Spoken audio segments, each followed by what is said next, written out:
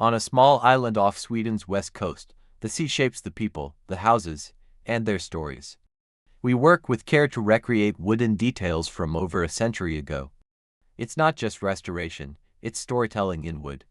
During lunch, I walked through this beautiful setting and captured its charm. Now you get to enjoy the images too. Each piece we create is shaped by hand and guided by history.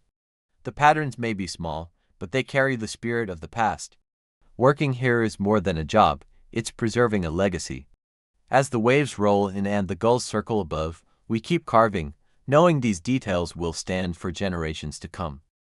The work is done, and the details once lost now shine again in the coastal light. Another chapter of Swedish craftsmanship preserved for the future. Before leaving, I took one last walk by the harbor, watching the boats sway gently, a perfect ending to a project where history and the sea meet.